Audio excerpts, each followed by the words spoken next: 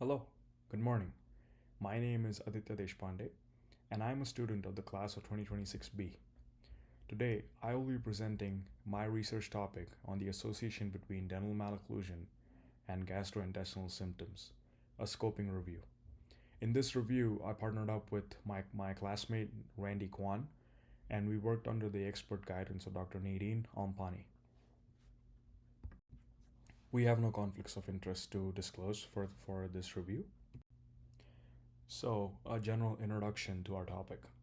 Dental malocclusion, as you guys may know, is another term for abnormal occlusion where the teeth are not in a normal position in relation to the adjacent teeth or to the opposing teeth. There are usually three types of malocclusions commonly seen in patients: Class 1 or normal occlusion, Class 2 or retrognathism or overbite, and Class 3 or prognathism or underbite. In Class 2, the upper jaw severely overlaps the bottom teeth, and in Class 3, the lower jaw protrudes forward and overlaps the upper jaw. Now, malocclusions typically cause decreased masticatory performance, or they affect a person's ability to chew. Mastication, as you guys may imagine, is a vital function that ensures that ingested food is broken down into pieces and prepared for digestion. Without adequate mastication, food isn't allowed to be broken down enough and may cause gastrointestinal issues as it passes through the alimentary canal. However, currently there is not a definite relation that has been established between malocclusion and gastrointestinal disease. So, our objective for this review was to summarize the current evidence in literature by going through 5 large databases regarding the association between malocclusion and gastrointestinal symptoms. So, how do we do it? Now, for our methods, we began by conducting a thorough review of the literature based on the PRISMA guidelines. Like I mentioned before, we searched through 5 large databases for peer-reviewed human studies. Randy and I then sorted out an equal number of studies and reviewed each study carefully for data extraction set by a predefined inclusion and exclusion criteria. Information about the article type, study design, participant characteristics, interventions, and outcomes were extracted, summarized, and synthesized by both of us. We sorted out through 255 studies, out of which we found that 5 studies were related to our review topic. Upon further review of those 5 studies, we were able to detect 4 studies that directly investigated the association between malocclusion and GI symptoms. So, in the results, like I mentioned before, we were able to detect 4 studies that were directly investigating the association between malocclusion and gastrointestinal symptoms. Now, for the first study, the first study's objective was to investigate the impact of molar occlusion loss on gastric emptying rates and masticatory performance. In this study, they explored the effect of mandibular intraoral appliances, which would simulate shortened dental arches on masticatory performance and gastric emptying rates. So, what are gastric emptying rates? Gastric emptying rates basically measure the time it takes for our food to empty out of our stomach. Typical gastric rates take about 1.5 to 2 hours, but anything longer than 2 hours could indicate issues with digestion. So this study basically evaluated gastric emptying rates through a 13-carbon octanoic acid breath test with a solid meal.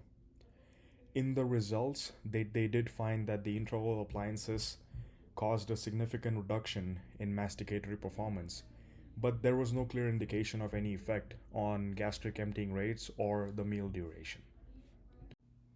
Now, the second study's objective was to examine and compare gastroesophageal reflux disease, or GERD, its symptoms and masticatory functions between patients with severe class 3 malocclusion and orthognathic individuals. Now, this study compared 19 adults with class 3 malocclusion to 20 control adults with normal occlusion. They were studying whether there were any discrepancies in GERD symptoms, occlusal contact area, bite force, and salivatory flow rate between the malocclusion group and the control group. Now, the results of this study demonstrated that individuals with class 3 malocclusion demonstrated higher scores in the GERD questionnaire, a smaller contact area, and lesser bite force. So this study basically concluded that there is a correlation between class 3 malocclusion and GERD. The third study's objective was to investigate the change in masticatory function and gastric emptying rate in patients with malocclusion before and after orthodontic treatment. This study involved 7 women with malocclusion who were undergoing orthodontic treatment and 7 women with normal occlusion, which was the control group. Now, this study did not specify which class of malocclusion they focused on. Now, their methods included an acetate breath test for gastric emptying, color changeable chewing gum, and a self-report for food intake. There was a difference in the testing period though. All these women were tested before and after a specific amount of time. For the women with malocclusion, they were tested before and after orthodontic treatment. So they were tested at 28.6 months, and the control group was just tested at before and after 30 months. Now, the results indicated that women with malocclusion demonstrated significant negative effects on GI symptoms and masticatory performance. So this did indicate a relationship between malocclusion and gastrointestinal symptoms. The fourth and final study in our review had its objective to investigate the correlation between malocclusion and gastric emptying function in women with malocclusion compared to those with normal occlusion. This study had 11 females with malocclusion undergoing orthodontic treatment and a control group of women with normal occlusion. So this study was a lot similar to the previous study. Gastric emptying rates, masticatory function, food intake, and symptoms of GERD were assessed in this study. They again used an acetate breath test, color-changing chewing gum, and questionnaires as their measuring tools.